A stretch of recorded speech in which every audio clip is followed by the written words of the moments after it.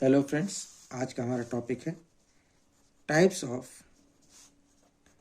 Carbon atom in organic compounds. वैसे तो जितने भी ऑर्गेनिक कंपाउंड्स हैं सब कार्बन के ही कंपाउंड्स होते हैं, बट ऑर्गेनिक कंपाउंड्स में भी जो कार्बन एटम्स होते हैं इन्हें दो तरह से क्लासिफाई किया गया है। पहले कार्बन एटम्स को क्लासिफाई किया गया है इस बेसिस पर कि जो कार्बन एटम्स हैं ये कितने अदर कार्बन एटम्स के साथ अटैच्ड हैं। तो पहला क्लासिफिकेशन है on the basis of number of carbon atoms attached. तो कार्बन एटम्स के अटैच्ड होने के बेसिस पर इसे क्लासिफाई किया गया है। और दूसरा क्लासिफिकेशन दिया गया है कि जो कार्बन एटम्स हैं उनका किसी भी फंक्शनल ग्रुप से रिलेटिव पोजीशन क्या है या फिर वो फंक्शनल ग्रुप से कितने दूरी पे प्रेजेंट है। तो दूसरा क्लासिफिकेशन आता है on the basis of position of carbon atom with respect to functional group. अब फंक्शनल ग्रुप क्या होते हैं? फंक्शनल ग्रुप कोई भी एक एटम या एटम्स का ग्रुप होता है जो किसी भी ऑर्गेनिक कंपाउंड की केमिकल प्रॉपर्टीज को डिटरमाइन करता है। जैसे एग्जाम्पल के लिए हम लेते हैं कि कार्बोक्सिलिक ग्रुप COH ग्रुप होता है, एल्कोहलिक ग्रुप OH ग्रुप होता है and aldehydic group CHO group होता है।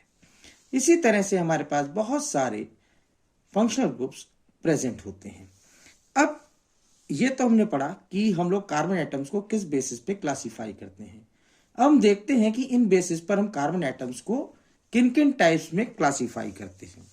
तो पहला बेसिस था कि जिसमें हमारे पास कार्बन एटम्स कितने कार्बन एटम्स से अटैच्ड हैं, इस बेसिस पर हम इन्हें क्लासिफाई कर रहे थे।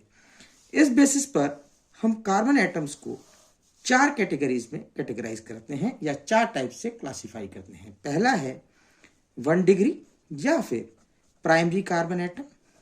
दूसरा आता है सेकेंडरी या 2 डिग्री कार्बन एटम। थर्ड आता है हमारे पास 3 डिग्री और टर्शरी कार्बन एटम। और नेक्स्ट आता है हमारे पास 4 डिग्री जिसे हम कहते हैं क्वाटरनरी कार्बन एटम। अब ये कार्बन एटम्स क्या होते हैं?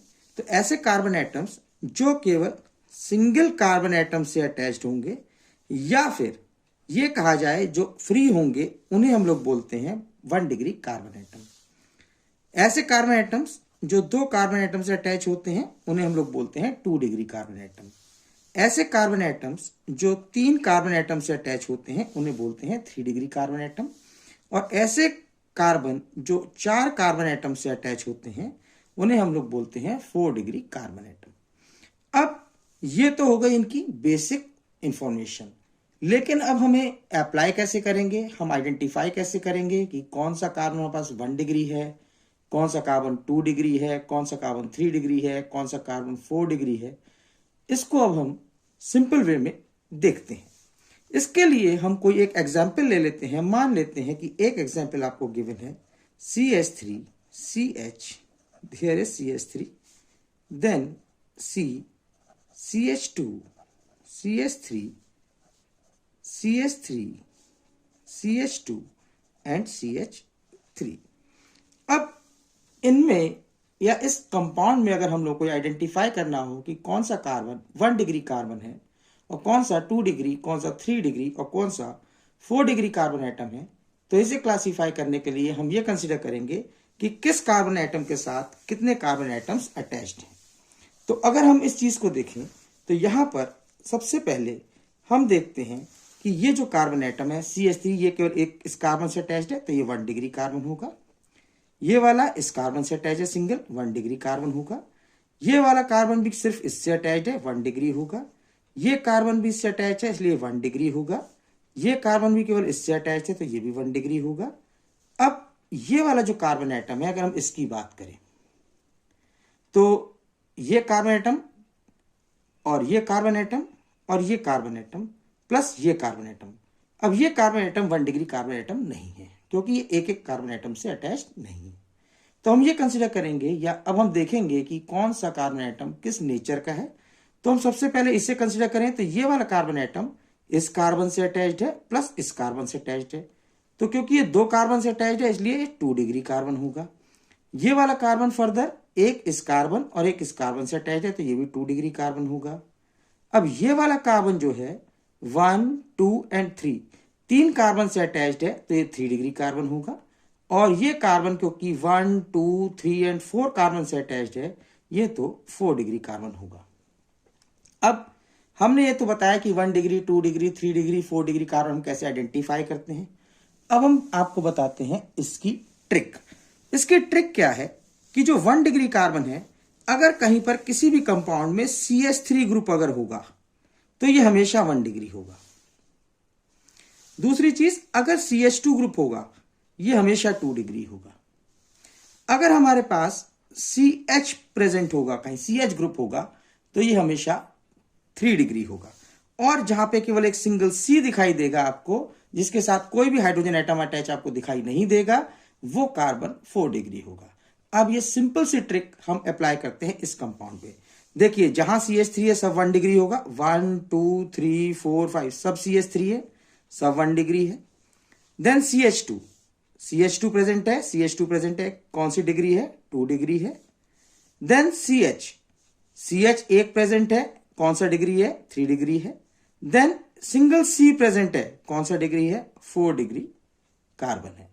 तो इस तरह से हम इजीली आइडेंटिफाई कर सकते हैं कि 1 डिग्री कार्बन कौन सा होगा, 2 डिग्री कार्बन कौन सा होगा, 3 डिग्री कार्बन कौन सा होगा एंड 4 डिग्री कार्बन एटम कौन सा होगा। अब ये तो हो गई फर्स्ट क्लासिफिकेशन की बात, और ये थी इसकी ट्रिक, जिसके थ्रू आप इजीली बिना ये कैलकुलेट करे, कंसिडर करें कि कौन सा कार्बन कितने कार्बन से अटैच्ड है, आप easily with in a second आप आइडेंटिफाई कर पाओगे कि किस कार्बन एटम का नेचर क्या है। अब हम बात करते हैं सेकंड क्लासिफिकेशन की। सेकंड क्लासिफिकेशन में हमने बात करी कि फंक्शनल ग्रुप के साथ जो कार्बन एटम जुड़े होते हैं उनकी पोजीशन के बेस पे हम उन्हें क्लासिफाई करते हैं। तो इस बेसिस पर जो हम क्लासिफाई करते हैं तो कार्बन एटम्स को हम लोग क्लासिफाई करते हैं alpha carbon atom, beta carbon atom, gamma carbon atom and delta carbon atom.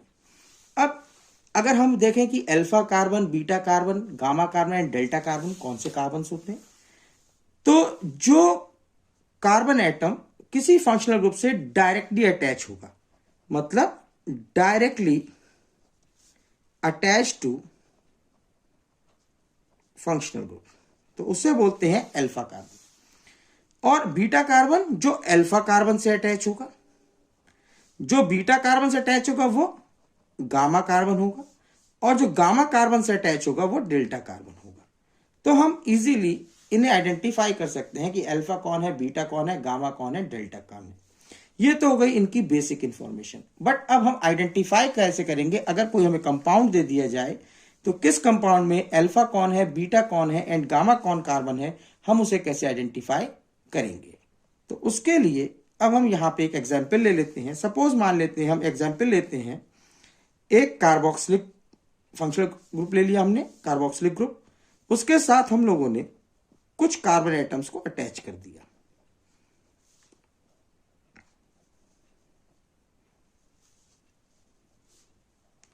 अब मैं आपसे कहूं कि इसमें हमें आइडेंटिफाई करना है कि कौन सा अल्फा कार्बन है, कौन सा बीटा, कौन सा गामा, कौन सा डेल्टा कार्बन है।